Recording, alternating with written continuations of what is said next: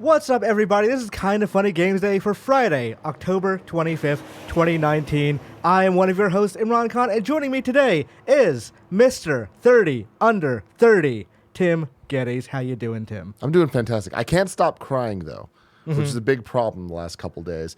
But, I'm not going to stop watching the Star Wars Episode 9 trailer. Yes. So I don't know where the problem lies. Is that the problem, or am I the problem? Eventually, your body's going to run out of tears. You'd think that. You would think that, though. But C-3PO, man, he just gets me. He gets me where it's good. How are you doing? I'm doing okay. It's so fucking hot. It's very hot. I want to give you a shout-out, though. A week of Games Daily hosting. Yes. You did it every day, all 5 days. All 5 days. Very few people have done that. I guess, because I was thinking about it, I assume Greg has done that. Someone has stats. I'm sure at some point I did, because if Greg's gone, I pop in. But maybe not 5. 4 might have been my max at some point. I don't think Andrea ever did. I think you might be the first besides Greg. It actually doesn't end because I'm also hosting Monday. There you go, 6 days in a row, baby. This is Kinda Funny Games Daily. The each and every weekday at 10 a.m. live right here on twitch.tv/kindafunnygames. We run you through all the nerdy video game news that's fit to hear. If you're watching live, you can correct us when we get stuff wrong, impossible, by going to kindafunny.com/you're wrong. To be part of the show, head to patreon.com/kindafunnygames, where bronze members are above get to write in, and silver members are above get the show ad-free. If you don't want to watch live, you can watch later on youtube.com/kindafunnygames, or listen later by searching for Kinda Funny Games Daily on podcast services around the globe. Today's stories include Ubisoft says Ghost Recon was a disaster. Uh-oh. Fallout fast 1st for that. is still flailing, and Stadia has started developing its own original games. Okay. A little bit of housekeeping, and by a little bit, I mean a lot of housekeeping today, so buckle up a little Fun bit. stuff, though. Extra Life, still Saturday, November 2nd. That's 24 hours of games in this incredibly hot studio. For charity, though. You can join us at kindafunny.com/extra life or watch on November 2nd. What's Good Games is having a meet and greet in West Fargo, North Dakota today, October 25th, at the Barcode Bar and Grill at 835 23rd Avenue East at 7 p.m. to 10 p.m. tonight. Christmas is coming early to Fargo because Joey Noel, Andrea, Renee, and Brittany are going to be there. You can check What's Good Games Twitter at what'sgood_games for exciting. all the details. They're also doing their own Extra Life on Saturday, October 26th. That's tomorrow. Starting at 12 p.m. Central. It benefits the Sanford Children's Hospital. It has prizes like video games, gaming headsets, and more. You can watch that at twitch.tv/what'sgoodgames, youtube.com/what'sgoodgames, or be there in person at EGames Central in Fargo, North Dakota. All that money goes to Team Kinda Funny as well. Oh, yeah. So this is an early start to next week's shenanigans. Giving them money gives us money. It all Not gives charity the kids money, too. money. Yeah. So not us kids, other real kids who need things. Now, Imran, I'm very excited about this next one because this is your former crew. Yes. The former informers, all of them. All of the former informers. Well, not all of them. Some of them, most of them are in there. But yesterday, Ben Hansen from Game Informer revealed that he is leaving the outlet after 9 years.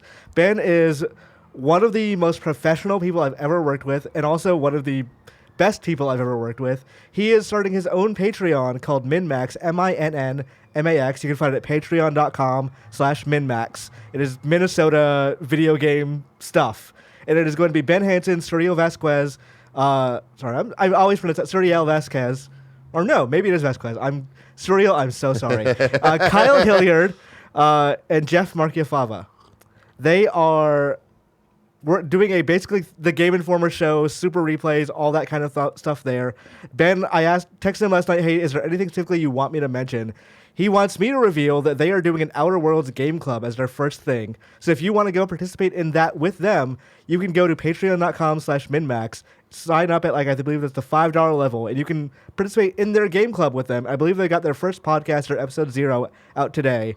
They're fantastic people. It's gaming content you definitely want from those guys.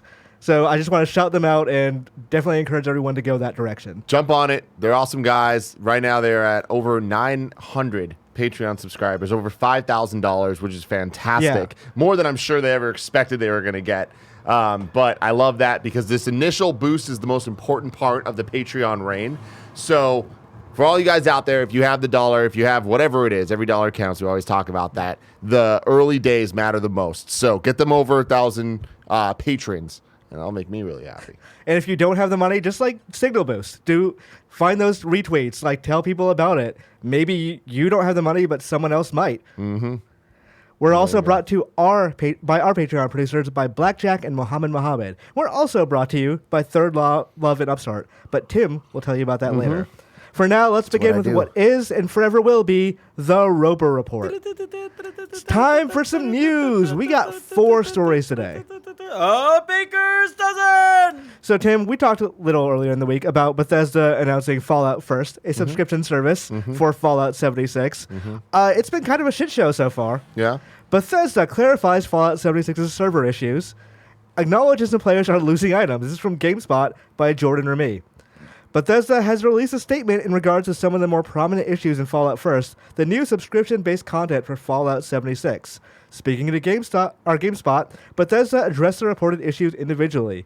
In regards to the disappearing scrap issue, wherein people would put things in the trunks they're paying for, and they just disappear. It would be a void where they basically throw it away.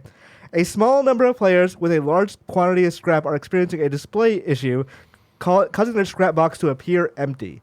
At this time, we believe this is a user interface issue that players have not actually lost any scrap. At this time. Players should still be able to access the scrap from crafting their workbenches. We are actively working to address this issue, both internally and using the data and characters folks from the community have provided us. Players have also expressed concern that private servers have apparently already been looted, but Bethesda clarified that this is most likely not an issue. Instead, private worlds behave like Fallout 76's public worlds do. When a Fallout First member starts a private world, a dedicated world is launched on an AWS server, Bethesda said.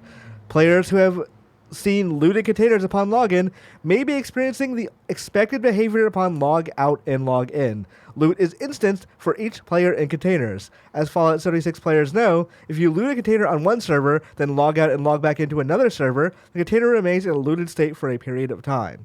Finally, Bethesda admits that allowing friends to join private worlds without gaining permission from the host player is not ideal and should be changed. Currently, players on your friends list can join your private world without an invitation, Bethesda said. We understand this is not what players expected for their private worlds. It's called private worlds, and we are looking to provide an option in an upcoming patch. We will allow Fallout First members to restrict access to their servers more completely, preventing friends from joining without permission. So yesterday on Gamescast, I think we termed Fallout 76 a clownable game. It is a game that people enjoy clowning on to some extent, but Bethesda makes it so easy. They really do. Now, to try to find the positive in this, Greg and I always talk about these companies and them needing to be more transparent about where they're at and dealing with issues. I appreciate them addressing this and being like, hey, no, that's not how that's supposed to work. That really bad thing isn't actually happening. We're working on it, and all the other stuff seems like it's easily fixed. They're going to fix it, right? Having said that, this hot off the heels of a lot of really dumb things, and this all being in response to a really dumb thing at the worst time possible. It just doesn't look good for them. It's a PR nightmare, and it goes back to what this entire week's had a theme, and it's been Fallout 76 and disasters in PR, right? Whether it's Activision or them or Anthem or whoever. And something I keep bringing up is that once one of these things happens, there's so much more scrutiny, and everything's being looked at and discussed in a way that it wouldn't necessarily make this show if this was happening just on a random-ass Tuesday in a couple months, right? But because of all the other stuff going on in the context, here we are talking about it for the upteenth time, right? I mean, it's interesting because they announced it and launched it that same minute. Yeah. Of here's the blog post, you can buy it now on PSN or whatever. Yeah. Why would they not announce it and let people hey, what do you expect from this? Let's make the tunings that necessary for it. Yeah. I don't know why. Maybe they just wanted a shock and awe kind of marketing strategy of, hey, this is the thing some of you have been asking for in the main game, and we're giving it to you now. Buy now. Yeah. I mean, that's the way you market things, though, right? Yeah. You need the call to action. So, again, I'm kind of just playing devil's advocate here just because of trying to make sense of it. Because, honestly, I find it very difficult to make sense of why Fallout 76 would think it's okay to launch a subscription service. That doesn't make sense to me. But it obviously makes sense to Bethesda when they look at the dollars that they are looking at I don't know. I saw a theory yesterday that Bethesda is looking to go public sometime soon. And what they're trying to do right now is trying to maximize their revenue streams. So when they do go public, their stock price looks a lot better than if like they just launched a couple of packaged games and Fallout was making money, but not that much money. I mean, I've heard rumors behind the scenes of Bethesda getting bought out multiple times over the last couple of years by some pretty big companies. And I've never fully believed it, but I also was never like, that's impossible. Right. So you're right. That this is something that companies do when they are looking to get acquired. Is that the best decision? I don't necessarily think so. Especially not right now. It's just like there's so much shit happening at once that this could be so much better served if they had just taken a little more time to make sure that this launch was flawless and after the promised expansion and not delaying that when it feels like it's in space for this. Yeah. Like the private servers thing is what like that weirds me out because that seems like it was a conscious decision that they then realized was bad. That, oh, it makes sense that anybody in your friends list can just join because that's how multiplayer games work for the most part. Like if I'm playing Borderlands, someone can just click right thing and go into my game. Like I understand that there. But it's a cooperative world, and it makes sense you only want certain people with you. You don't want your entire friends list to be able to come in and just do whatever. Or since it's like only 8 people max, you don't want Johnny that nobody likes coming in fucking hate Johnny, and taking the spot of the guy who does like. Everyone does like. It's really nice of you to use the name Johnny and not some other names I might be thinking of. I was thinking of some names. I was like rolling down, like, who do I not want to insult here? Yeah. But Little Johnny is the after-school special name. I love it. But yeah, a lot of this is good of them saying, hey, we realize it's an issue. This might just be a glitch. We're going to fix it. Some of it's like, hey, we realize it's an issue. We were pretty dumb about doing this in the first place. But I am curious, again, how the people who bought in feel about it. And we still haven't heard anything.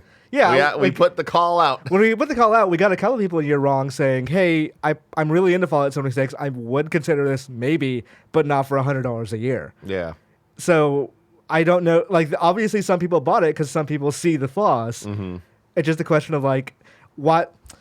I was watching an old Simpsons episode yesterday, the Super Bowl episode, where at the end of it, John Madden says, what a way to treat the fans who have been with this franchise for so long, which is that Simpsons writers getting mad about internet comments coming up about the quality of the show and all that.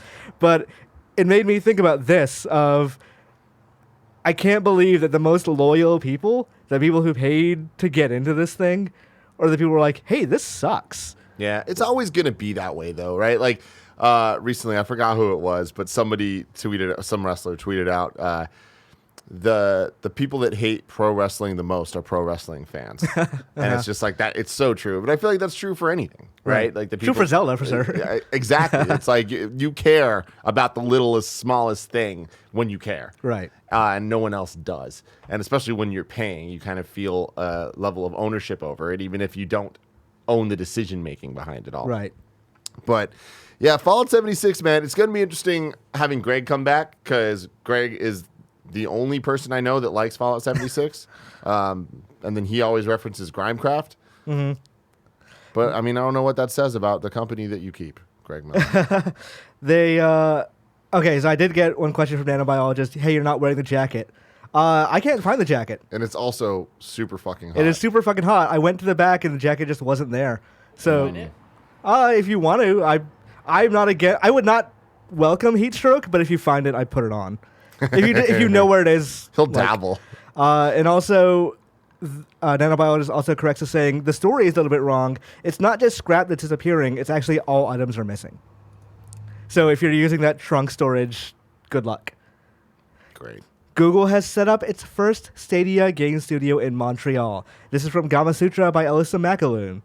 Google has picked Montreal as the home of its inaugural first-party Stadium game development studio. The plan for the Stadia Games Entertainment branch was announced a while back when longtime industry vet Jade Raymond signed on as its head. This Montreal studio is set to be the first manifestation of Google's internal Stadia game development efforts. The blog post detailing the new office explains that the Stadia Games Entertainment team aims to create new, unique game experiences for Google's upcoming cloud-based platform. Stadia Games Entertainment Studio will produce exclusive original content across a diverse portfolio of games in all your favorite genres, explains Raymond in a blog post. Stadia is designed to be one destination for all the ways people play games, and Montreal is where we're going to start building them.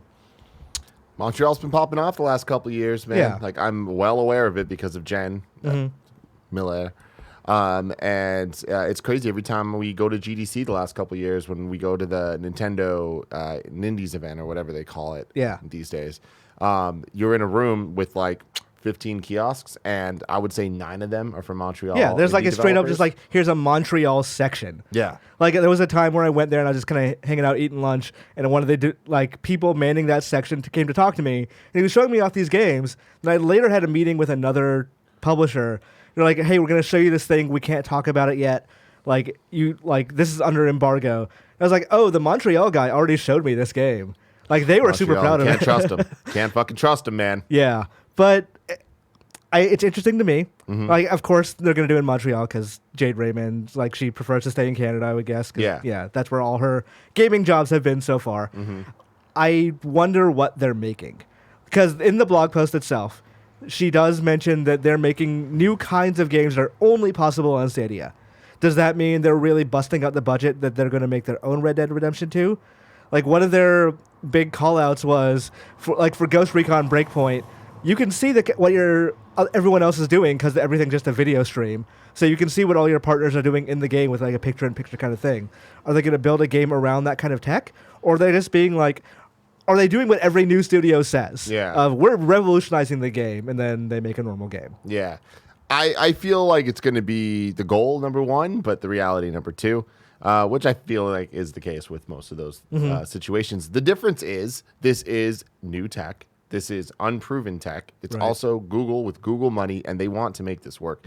If there's been another theme of us on this show the last couple of days, talking about Stadia and cloud gaming and will it work, will it not work, it's been a big thing. And I feel like so many of the doubters of it compare Google Stadia to Google Plus or some of the other failed Google properties. Yeah. And I think that is a little rash and honestly kind of uncalled for. Like, I feel like it's so apples to oranges. And I think Stadia is getting a different type of push and it's such a different type of product where there's money behind it. Yeah. That they made a pretty big investment into Stadia. Yeah. Well, but money on both sides, where there's money going in and money coming out. Right. Where it's like they are investing in it, but it's also a product people are going to pay for. Whereas Google Plus, it was advertisement, right? Or it was the eventual goal of people subscribing to the Google, I forgot what it's called, but the Google Cloud, where you can like upload your pictures and all that shit. Right. But guess what?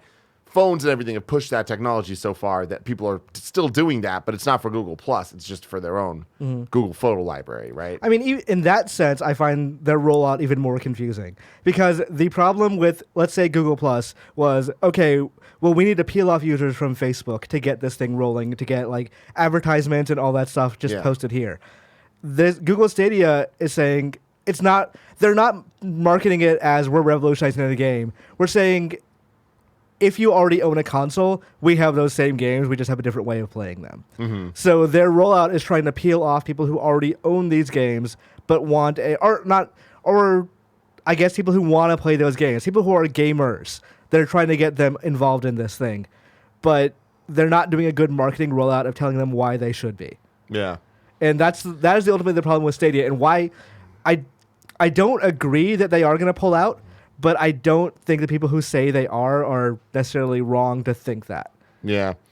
Yeah, I don't know. I mean, again, we'll see. And I don't think that they're going to succeed. I don't think that Google Stadia is going to change the game and be the definitive gaming console at any point. I don't even think this is going to be like an Xbox situation where this is their first try and it's not till the 360 or whatever the next Stadia system is, or if that even would be a thing, right? That they come out swinging like harder and are the big dogs. But I do think it's the necessary step towards getting more established guys like Microsoft and Sony to come up with their versions of the cloud stuff and see where that all falls. But to me, the thing that's the most exciting about like the tantalizing thing to current gamers is the idea of you don't need the system, it's all in the cloud, and it's super high tech, high end computers that you're playing on. We always give shit to PCs because you have to deal with the drivers. You have to. If someone else is dealing with that stuff, maybe Greg Miller will want to play that because he does have a nice TV and he will be able to take advantage of all that tech. Yeah. If it all works. Maybe it'll be simple enough for baby Greg. Yes, exactly. But all this ends with if it all works. But if it all works, isn't it going to be pretty freaking dope? Ideally, yeah. It just, again, their business model is wrong. They should have reconsidered that from the beginning. I understand why they're doing it, but it's not the right way to introduce this technology. But you mentioned the super high-end computers. And that was one of their pitches at GDC earlier this year was, hey, we've got stuff that puts modern PCs and consoles to shame. Not even next-generation consoles are going to touch this. If they're making a game internally, and like, they're making a game in Montreal with a studio that is presumably made of like veterans and talent and has a lot of money behind it. Yeah. Doesn't it make sense to make the thing that blows everyone away? Doesn't it make sense to make a game that like this makes God of War look like shit? I mean, so I feel like that's difficult. Yes, but it's about timing. When do you do that? Because I don't know if that's the thing that changes everyone's mind early on, or if that's the thing that's kind of the final knockout punch a year or two down the line. Right. Where people already kind of have this thing and are used to it, right? I feel like the ideal situation would be you need that killer app out the gate. Like, have your Halo 1. Have a Breath of the Wild. Have your Breath of the Wild. Have your Mario 64. Have that thing that makes everyone go, fuck. I don't have this thing. I've been hating on it. I need to try it, though. You know? And especially when the entry point is so freaking low for this. It's not like they're asking $1 bazillion. It's dollars a month, you know, to be able to try this out if you want it. And I guarantee there's going to be free trials like left and right. Yeah. If you just open your eyes, it's Google. They always do this. Yeah, they would be dumb to not monetize. Like, hey, you have YouTube Plus or you have Google Music. Why not try Stadia for a little while? Yeah. Like, that would make sense. I disagree with you about the timing. I don't think launch is the time for it. I think next year, winter, is the time for it. Yeah. When the new consoles come out, they're not going to have great games. Let's be honest. Like, no recent launch has ever had a killer app except for, like, no recent non-Nintendo launch, I should say. Yeah. So, but, like, that timing of... Because it happened with the Wii U to some extent, too, of, like, that was the winter 3D World came out and the PS4 and the Xbox One didn't really have much. And people were like, hey, actually, the Wii U is a better buy. It didn't matter, really. But Wii U is a better buy because it has some better games right now. I think if the Stadia had a really great game that cost nothing to get into, the cost of the game and maybe, like, the couple of bucks a month you're spending to play it, that would have been the time. But they're founding the studio now. They should have founded the studio a year and a half ago. Absolutely. Yeah. And that's the bigger issue, I think, with Stadia as a whole, of the idea of them making their own games. I don't think we're going to see anything of consequence ever, honestly. Yeah. I don't think we're ever going to see the Google killer app. Right. And, like, remember when Amazon made their own game studio? We're like, holy hell, Amazon has so much money. They could make the most amazing AAA games. And they made a bunch of canceled games that nobody really talks about and, like, multiplayer stuff and, like, an MMO that I'm not even sure has ever come out. I played it once and I wrote a preview and I don't even remember the name of it. But they kind of dipped their toe into gaming and were like, it's fine.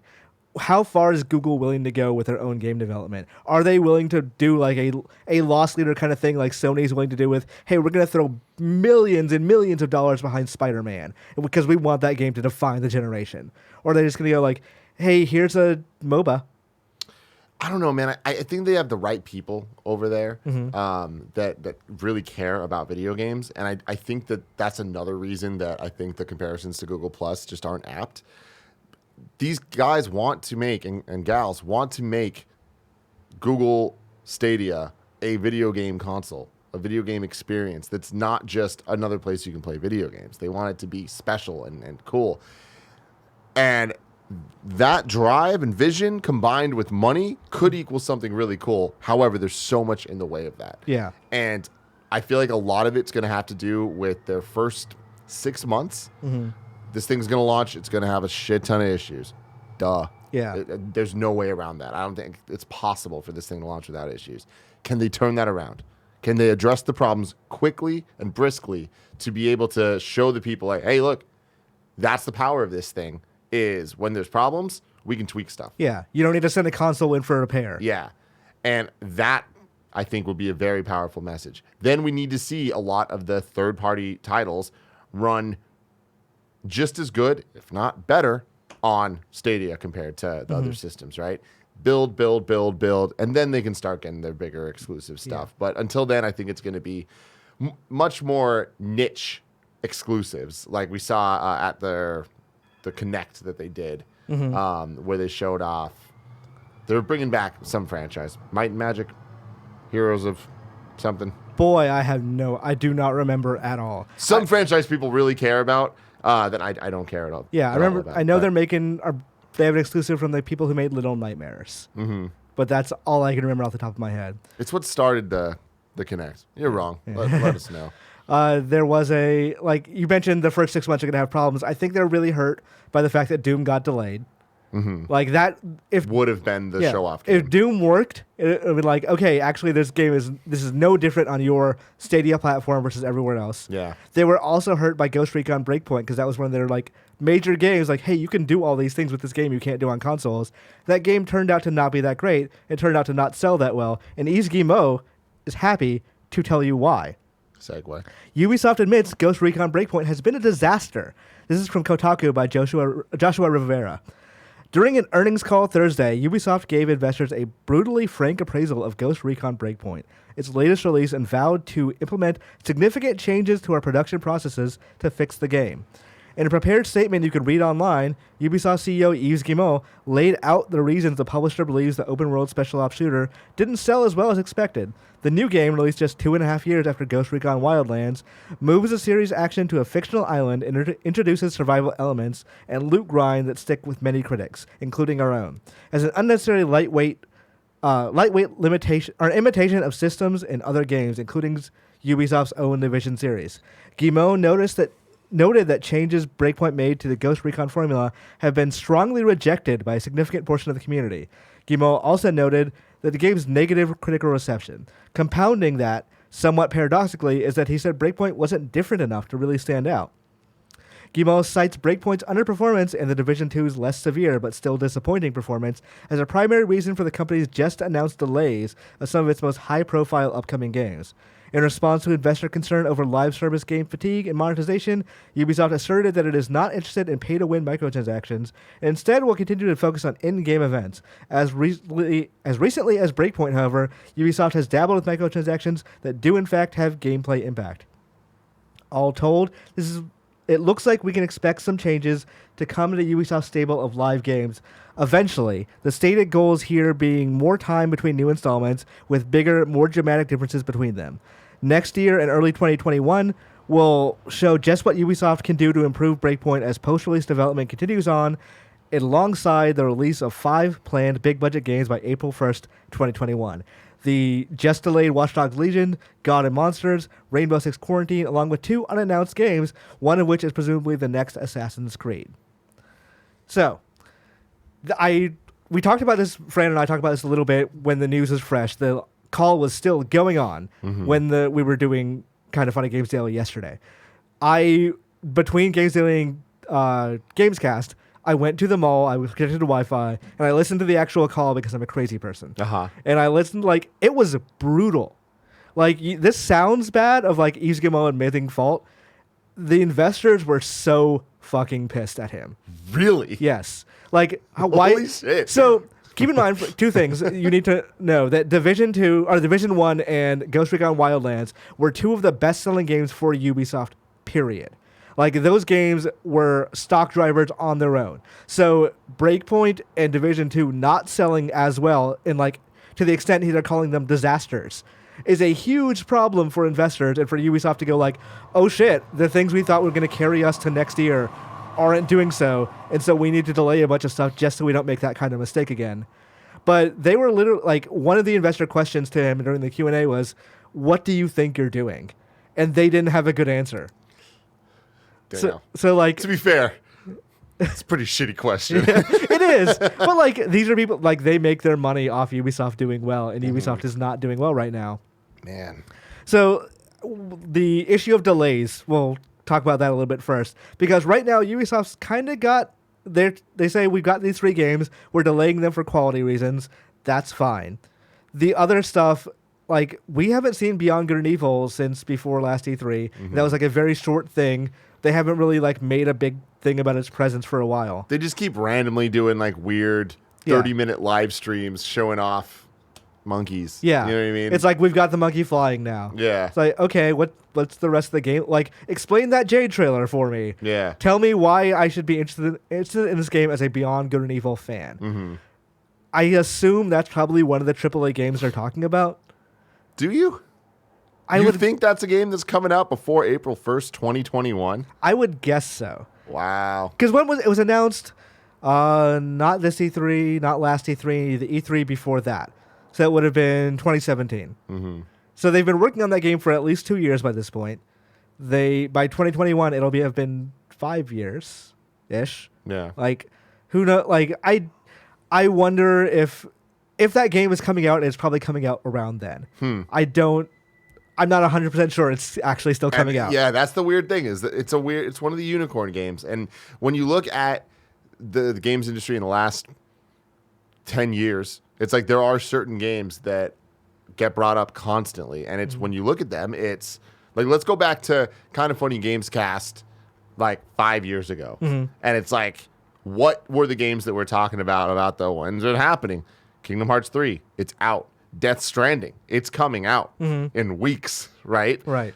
Final Fantasy 15, it's out. Final Fantasy 7 Remake has a release date of next year that we believe in. Yeah. Right? And granted, a lot of those are Square games. Most of them are Square games. But those are kind of... Avengers has a release date, again, that we believe in. Like, right. A lot of these are the big games that people are like, when are they coming? And I feel like Beyond Good and Evil is one of those as well. Mm-hmm. But it's definitely... Shenmue is another one. Shenmue 3. But Beyond Good and Evil is one that I'm like, I don't know that it'll ever actually be a video game. Do you think the lack of like questioning and fervor around Beyond Good and Evil 2 is because they haven't given Beyond Good and Evil 1 fans like a hook for it yet? Like Shenmue 3 as an example is, hey, we're going to continue Ryo's story, this epic thing we were going to do for so long. Death Stranding is, hey, this is from Kojima, this is from the people you love that made Metal Gear and all those games. Final Fantasy 7 Remake, you've played Final Fantasy 7, like here's the scenes like we're going to talk about, all those sort of things. I disagree with the original premise, though, that Beyond Good and Evil 2 doesn't have a fervor behind it. I feel like it has way more than I'd ever expect a Beyond Good and Evil sequel to have. Mm-hmm. I think that it's the magic combination of Beyond Good and Evil being a cult classic, amazing game, right? Combined with it having a sequel that was announced and then canceled. Without really being officially canceled, but there was the original trailer in 2008 or something that was seen? Was that CG trailer you know what I'm talking about? I know what you're talking about, the one of Jade.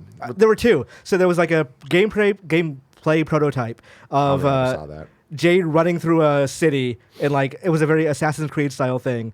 There was one of her in a desert with Paige. Yes. Yeah, that I want to say was like 2008, 2009. It was around then. Yeah. But I feel like that being canceled, it's like there was so much talk about it that I think that Beyond Good and Evil 2 has a kind of status associated with it where it's like the real gamers know. Yeah. You know what I mean? It's like you're cool if you know Well, about I mean, like this that's game. the thing of that time and place was, hey, Zelda, because that was when Zelda wasn't doing great critically. And they're like, hey, if Zelda's not doing it for you, here's all these Zelda-like games that real gamers know about because you're willing to go outside the name recognition. So, like, let's try this Okami. Let's try this Dark Cloud 2. Yeah. Let's try this, Beyond Good and Evil. And that's why they earned some degree of cult classic status.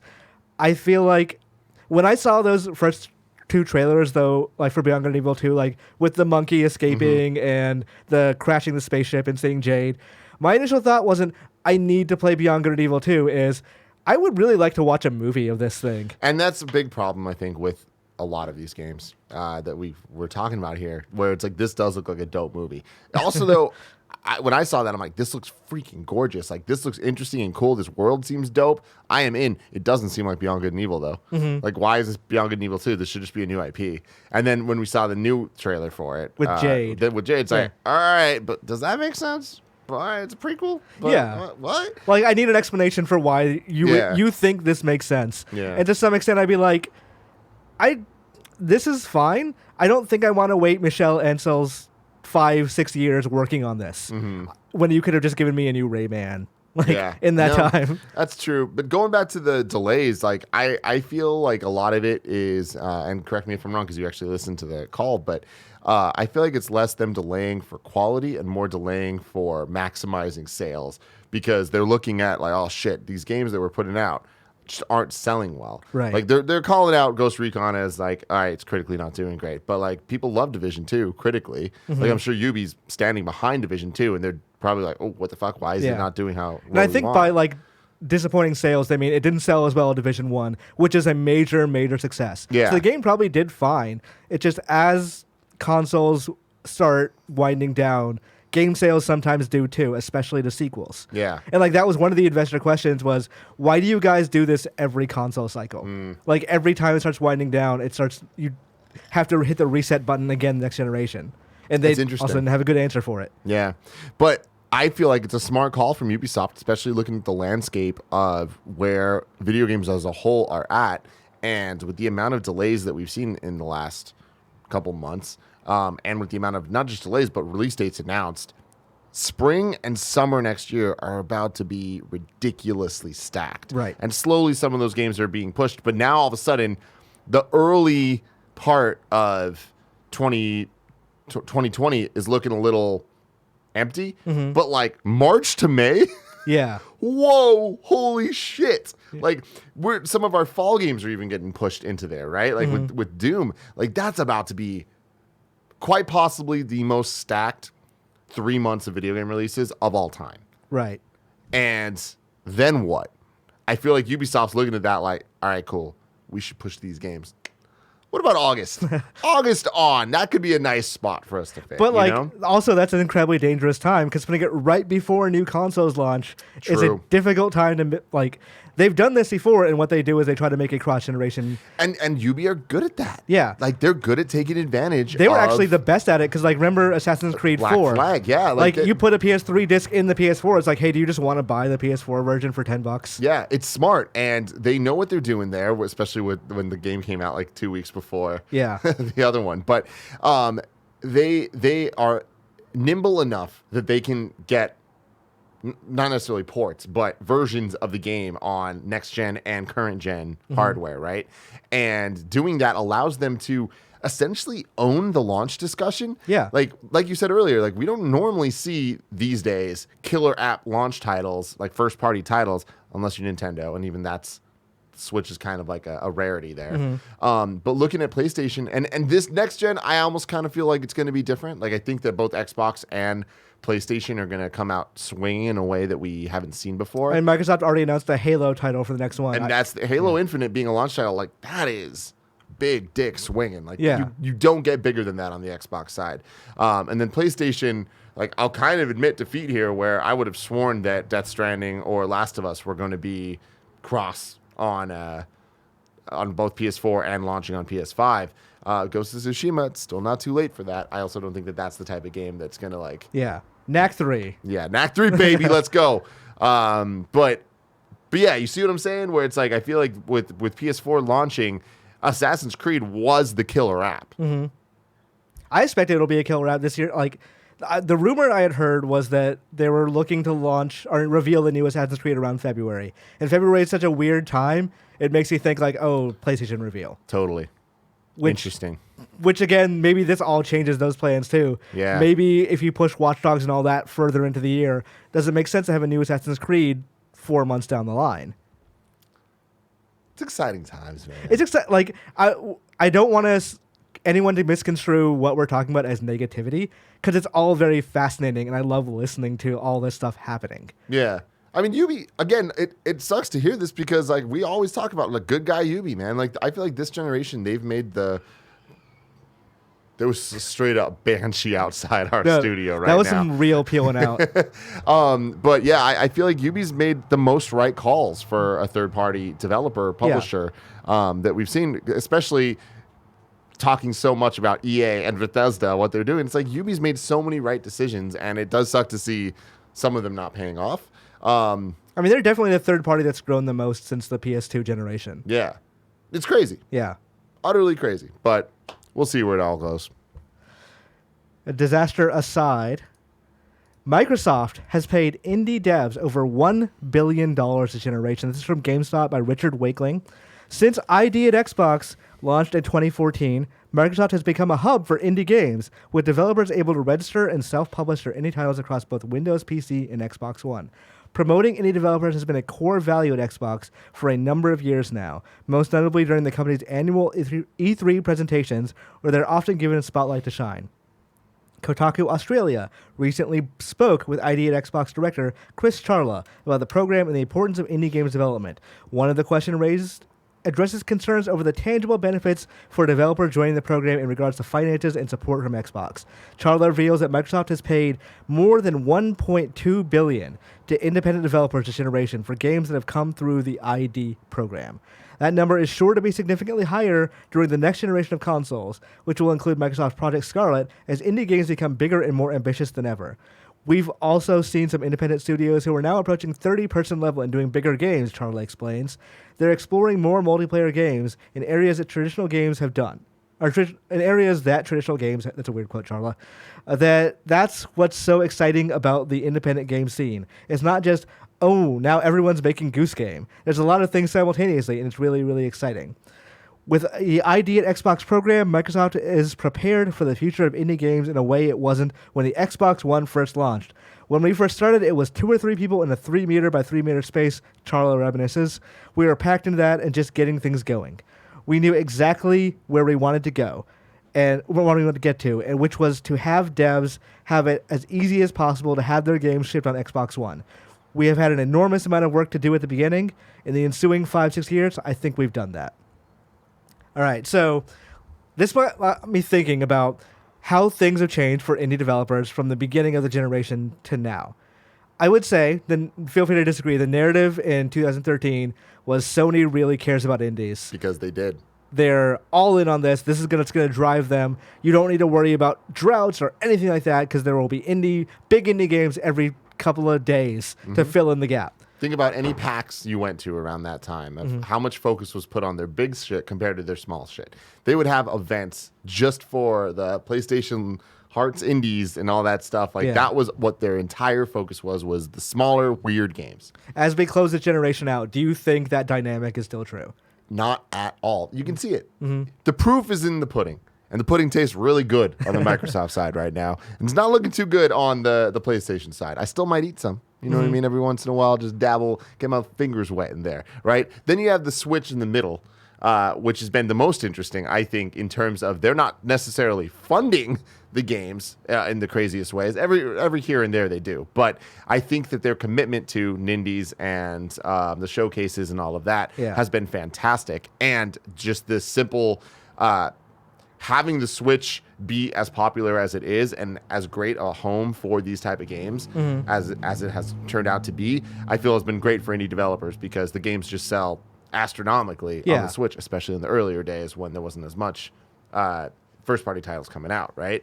We're now at a point where that's less and less true because there are a lot of games on the Switch. There's not this drought, so people are like, I'll buy anything, you know? If you achieve meme status, you do pretty well there. Exactly. Yeah. But it's like there are titles that I feel have risen above all of this where if Golf Story 2 was announced, people would be stoked, right? I think that that's the change that we've seen over the last generation is people are excited for sequels to indie games or for new projects from the creators of indie games. And Microsoft, with Game Pass in its mind and in its wallet, you know, kind of fueling the money there to be able to fuel the money here, they've been working quietly while also being pretty loud about it, but like just behind the scenes. And things like Cuphead are perfect examples of them putting their money where their mouth is, of giving that game as much time as it needed to be ready and then putting it out and having it be freaking killer, that it's now one of the tentpole games, I would say, of the Xbox When you think library. of the generation of like the best indie games of the generation, like a lot of them come from Microsoft. Like that they bankrolled or tried to get out there or made a big deal about it. Like from the press side, in terms of who tells you most about indie games, it's usually Microsoft, Nintendo, then way down here is Sony. Like, I can't think of the last time Sony had an event for just indie games. Yeah. Meanwhile, like, not too long ago, Microsoft was like, hey, do you want to come check out After Party? We're having a big thing at our loft just for After Party for you to come and play the game. And again, that's the power of Game Pass. That's the power of these streaming platforms changing revenue streams, changing how games are funded, how games make money. It's interesting, and I think there's a bubble that will pop. Billions or lots of dollars, and you can't keep doing that if you're not seeing the return. So I think that right now it's easy to be like, oh, they're seeing the return. We'll see in a couple of years. Right. You know, we'll see when this stops. Because at what point do these indie developers stop being indie developers? We've talked about that for years now of what's an indie game? Yeah. If it's being funded by Microsoft, right? Right. And at some point, it doesn't matter. We're just using fucking words to describe things. But at some point, it's like, these billions of dollars are no longer going to be going towards 100 different developers. It's going to be going towards 2 because that's the cost of these games. Right. That's an exaggeration, but you know what I mean. But I mean, like, it is a question of how long will this be viable for Microsoft to do? And you mentioned, like, we'll see when those dollars dry up. I don't think it's going to, because there will always be new indie developers coming in like, hey, I had this idea for a game. It's weird, like, do you want to get behind me and we'll see what we can get done? And from what I've always heard, Microsoft is always like, hell yeah, let's check it out. And Sony's always been like, well, maybe. Because they're not the same company that that did the indie reels on press shows anymore. Yeah, but that's the thing though. When will Xbox stop being those guys again? Yeah. I don't think we would have thought PlayStation would have done that a couple years ago. I mean, like, here's the problem though, because I've talked to indie developers, and they're like, Microsoft is very caring, and they're happy to shepherd us through, and they give us money in exchange for these things. But like, no one I've talked to has ever been like, our indie games sold best on Xbox One. It's usually Switch, PC, PS4, Xbox One. So I don't think they're necessarily getting a monetary benefit from it quite yet. I think that they actually might be in it for the long haul, or just for the portfolio, like, we're hoping one of these games does amazingly, and they're tied to Xbox One because of it. Because Cuphead did that for us. Ori is a thing we can rely on in the future of, because they've been showing the next game at E3 conferences for the last 2 years. And it's worked out for them because people write about Ori as an Xbox One title, even though it's also coming to PC and also probably one day coming to Switch.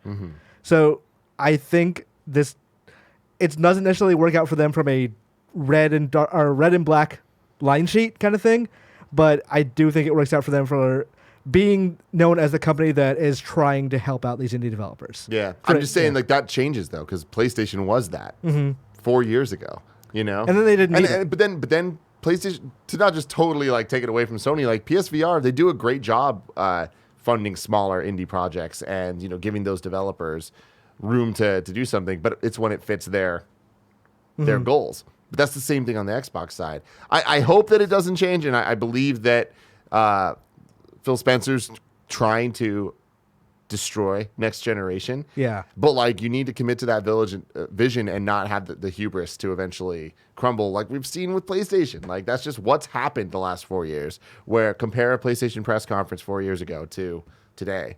And there are two things that are definitively lacking: indie games and personality. And also press conferences. What's up? Also press conferences at this point. As well. That's a good point. But the future, Tim, of next generation. The future is so far away. It's so far away. If I wanted to know what is coming to mom and grop shops today, where would I look? The official list of upcoming software across each and every platform is listed by the Kinda Funny Games Daily Show host each and every weekday.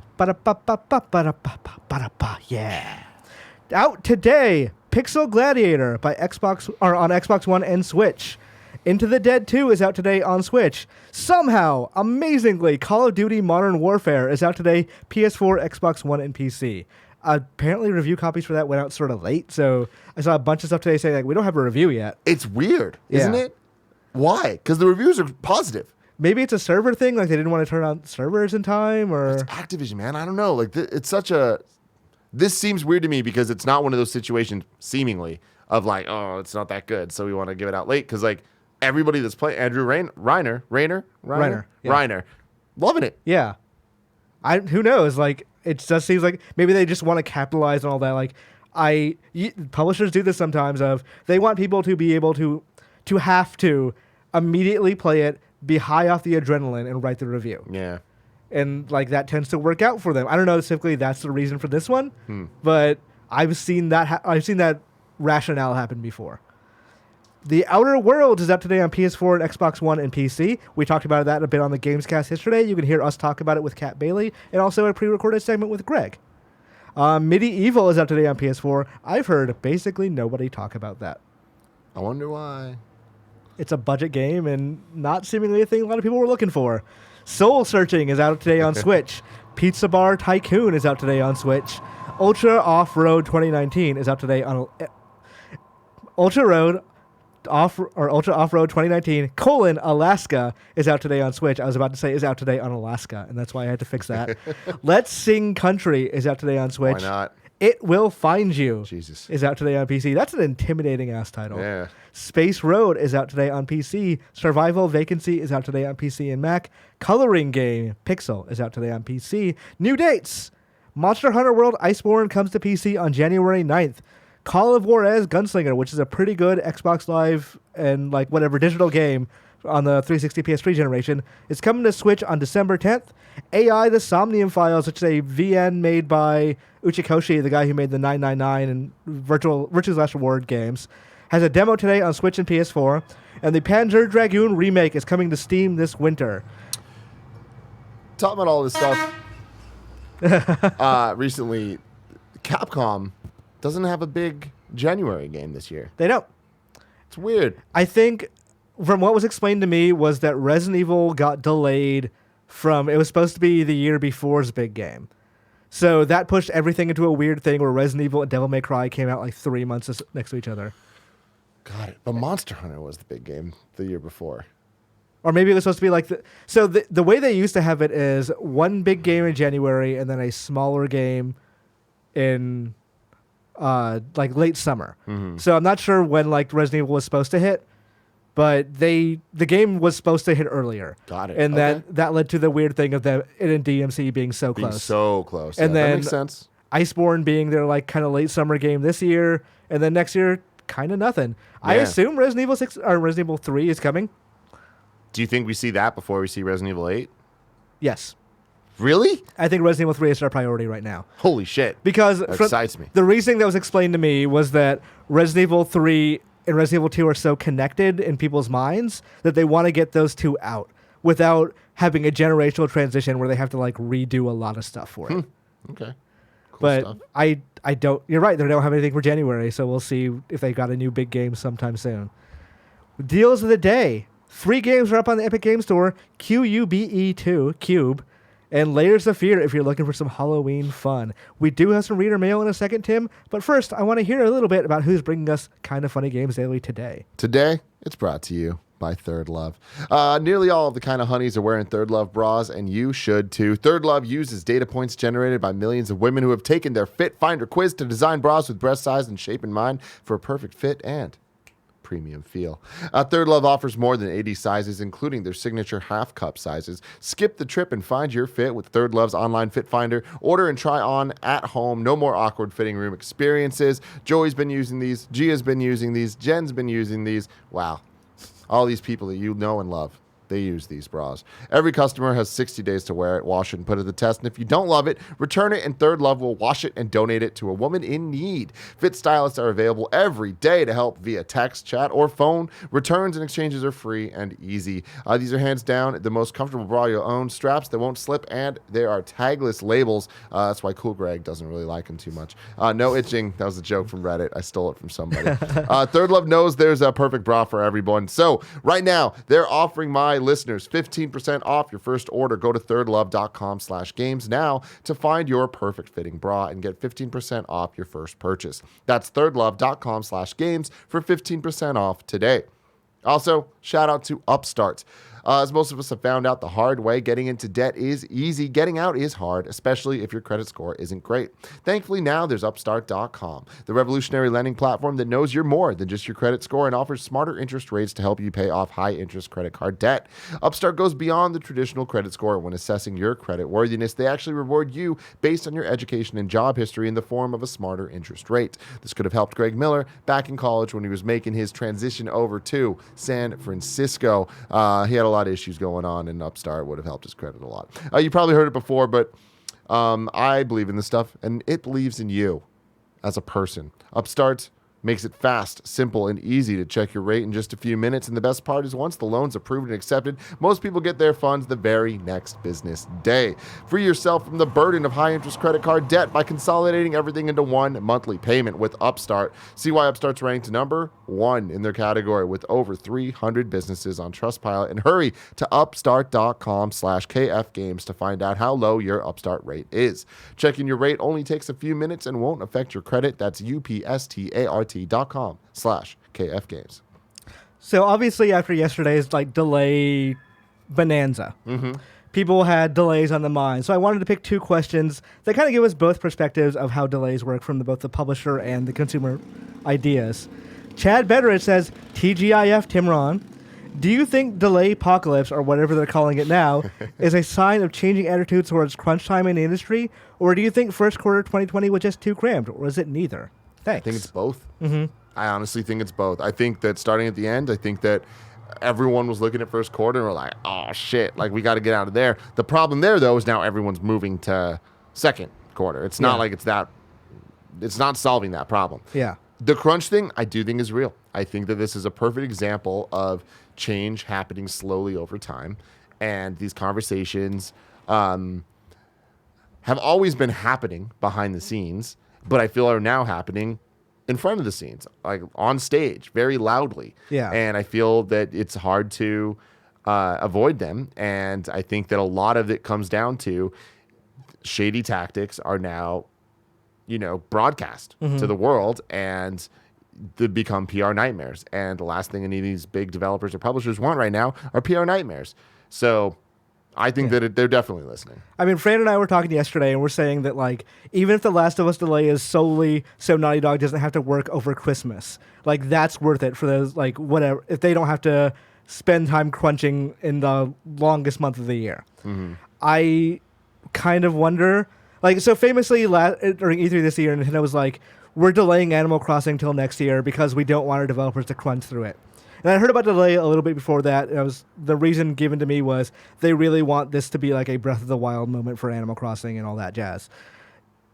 But there was a part of my mind that was a little suspicious of, do you think publishers are going to start weaponizing this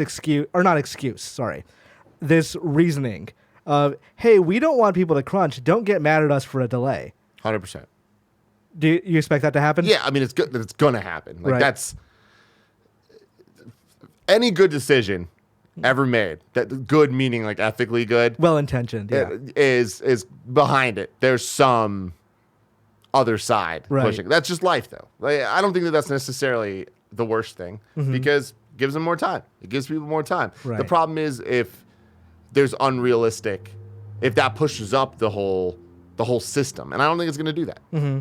Yeah, I kind of suspect if it's a different thing, because if let's say, I'm not going to name a developer here because I don't want to go down that road, but if a developer that is commonly known for scummy tactics was to say, hey, we don't want to crunch, so we're going to release our game later, I would have a different view of it than if Nintendo did that. Because it is an easy way to just avoid all criticism about a delay, hey, why is this taking so long, or anything like that. And it's interesting how when Apex and Fortnite did the same thing earlier this year, people were mad at Fortnite about it, but they weren't mad at Respawn. And I kind of wonder if that's because of the reputation that the two developers have. That if they're saying we don't want to crunch, or this will be a difficult thing to do, will people start will people start being suspicious of that themselves and start going hey, you're lying for saying that?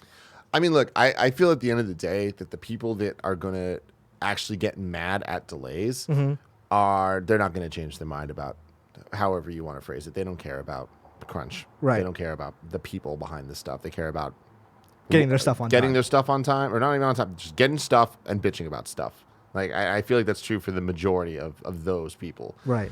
And that's not going to change. You can't change that. Mm-hmm. You know, like I'll never forget when Super Smash Bros. Brawl was delayed, and it broke my heart. I was so fucking excited for the game, and it getting delayed from whatever it was, November to March. I was just like, are you fucking kidding me? I legitimately don't think I how? was more hyped for a game than that one. Like, I broke speeding laws coming back from GameStop. It was the perfect hype cycle. Like, they did it so well, and that it was the Japan time where every night there'd be an update on the blog of like something new, and it might just be like, here's how you play the game. Don't fall off the screen. And the next night it would be like, fucking Pokemon Trainer is a new character. You could switch to Charizard or Squirtle. You're like, what the fuck? But then one night it was just like, oh, sorry, it's delayed. Yeah. And it was like, what? No, that's not what you should use this for. And I remember being angry, but it was also one of those things where I wasn't angry at them for like, fuck you for doing this to me. It's just like, oh man, I really want to play this game. Yeah. I've never understood being mad about delays, looking at the developers or publishers and being like, fuck you guys, you're lying to me. I pre-ordered this under the pretense that I was getting it on this date, and you are lying to me. In that same vein, Nano Biologist asked, have we finally seen a shift in gamer mentality when it comes to delays? Before we saw news of anger and death threats with delays, but now we have a pretty universal response. Good, and take your time, we'll wait. This has been very apparent after Ubisoft delayed 3 games and Sony delayed The Last of Us 2. What has caused this shift in mentality? Has corporate approaches to humanizing employees and game companies worked? Or is it the constant talk of crunch and almost inhumane work conditions some developers work with to give us fun games? Is there another reason I'm not thinking of? Thanks, I hope you both have a great weekend. He also tossed in that he'll be on streaming for the first time Sunday at 7 p.m. Eastern on twitch.tv/thenanobiologist. There you go. I honestly think that it's a really simple answer. Mm-hmm. It is not that things have changed from the negative side of stuff. I feel like the death threats and all that are still out there in equal force. I think that the people talking about video games positively and the people that are putting this voice out there are just finally using that voice. Mm-hmm. We always talk about the vocal minority with stuff, and I feel like when it comes to gamers and like game culture, the game culture on the internet has always kind of been dominantly the negative voice and the anger and the like shit talk, right? But I feel like there's now discourse happening not equally on the other side, but in a much more community-based way. Mm-hmm. And things like Reddit and Facebook groups and, you know, the forums, how they've changed over the years, in addition to Twitter and other social media, has allowed different voices to rise up and kind of be able to combat the hate and anger. And you're also allowed to kind of build your own little echo chamber of seeing just the good stuff. Right. And gamer culture, okay, so this is a very large conversation, but that was shaped a lot around the fact that games were at one point inherently aggressive and competitive. So to be a larger fan, you needed to show that you were a more aggressive and competitive fan, and you were more emotionally resonant with certain things. So a game being bad or delayed or whatever needed to piss you off more than it pissed off the next guy. Yeah. So people did used to get a lot madder about delays because you wanted to show, part of the way culture has kind of shaped this like gatekeeping within the community, that you are more emotionally invested in this thing. And because you're the biggest Last of Us fan in the world, that The Last of Us 2 delay personally harms you.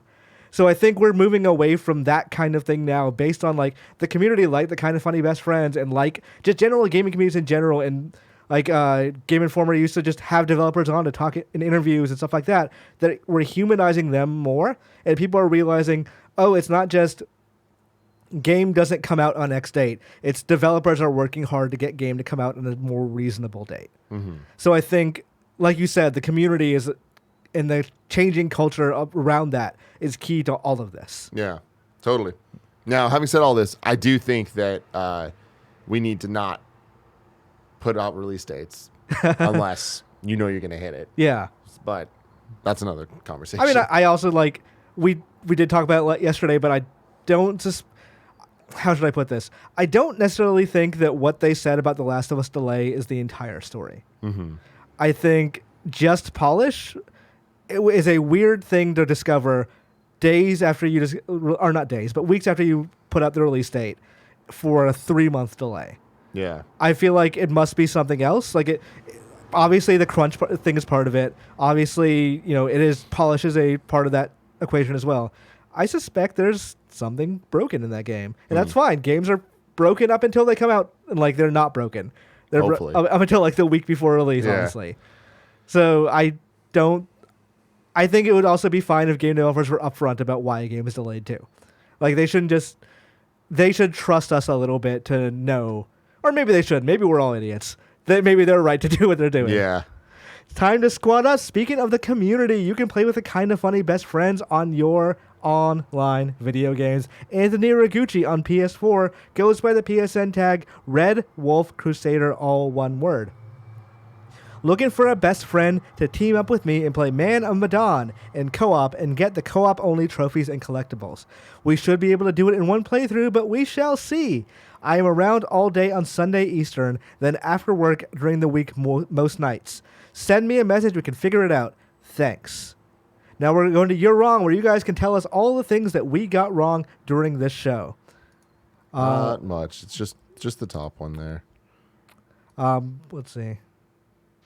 Reb writes in, it says, Dan Stapleton was saying there was some review event for Modern Warfare on location. IGN opted to send someone to get guide content stuff, but is holding on the actual review until they can get a copy. Not sure what other sites are up to. Yeah. What do you think about review events as someone who's been to a few, I assume? Yes, I hate them. Yeah. I hate everything about it. I hate the pressure. I hate being around everyone else playing the game at once. I like playing my games how I want to play them without someone looking over me and like pushing me to do things. It's the worst. Yeah. Also, I worry it colors the coverage for me a little bit.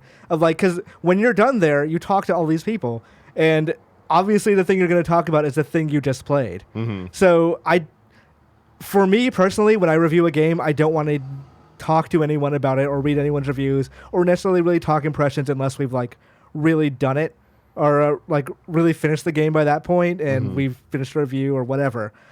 Until then, when it's like fresh and it's still forming thoughts in your head, it feels to me like it changes the game a little bit. Yeah. And I've always hated review events in general. Like maybe this is the way they wanted to do it. Totally. They do it because it's better for the reviews at the end of the day. Yeah, absolutely. So I really respect everyone holding back.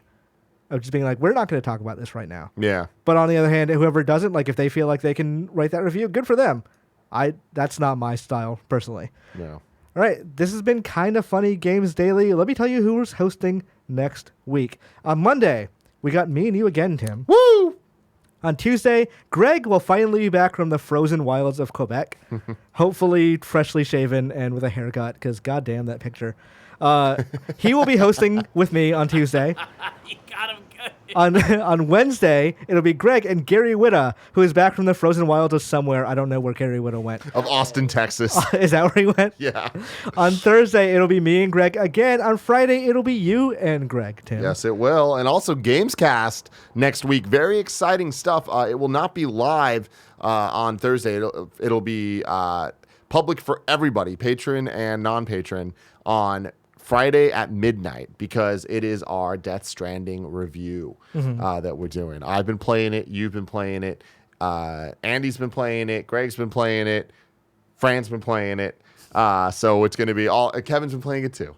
Sorry, I keep forgetting. But you're going to get all of our impressions in there. Some of us are a lot farther than others. We'll see where it all shakes out. But yeah, it's going to be a good time. I'm excited to talk about that game. Me too. Very much so. I'm excited to hear what everyone else thinks too. Yeah. Because like even casual discussions in the office have been very different.